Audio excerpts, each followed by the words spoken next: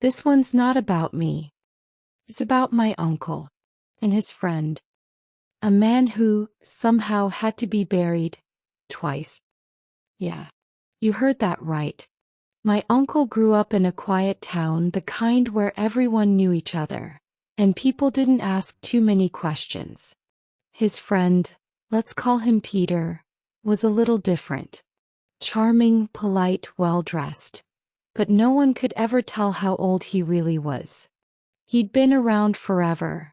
In photos from the 80s, early 90s, always looking exactly the same. No gray hairs. No weight gain. No illness. Just timeless. You know those people who don't seem to age? Peter was that, to a creepy degree. My uncle once joked, "Peter, what's your secret? You drink blood at night or what?" They both laughed. But Peter's smile lingered too long. Peter didn't eat garlic. Ever.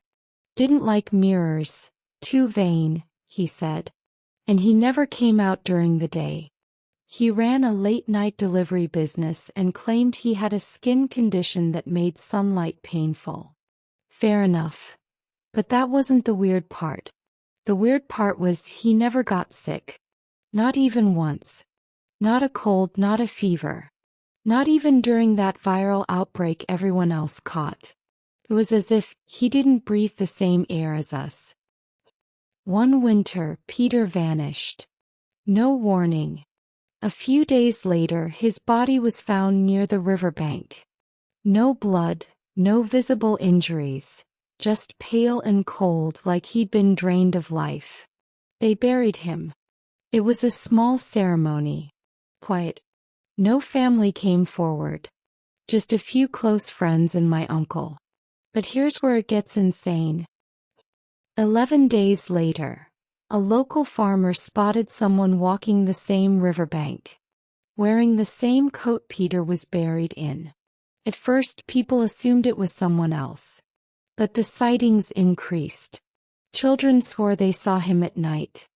One woman said he stared at her from across the street, and his eyes glowed faintly red in the dark. The whispers grew. Some said his grave had been dug open. Others claimed the body inside was missing. Finally, someone, brave or stupid, decided to check.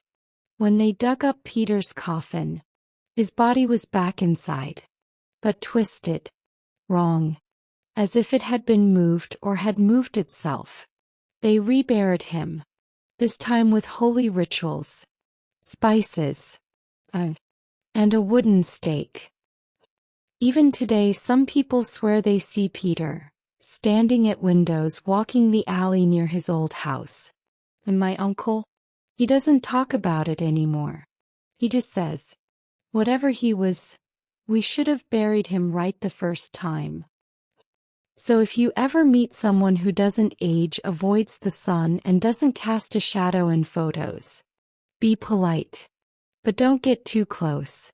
Because some people aren't meant to stay dead. If you like this story, please like and subscribe. Thanks.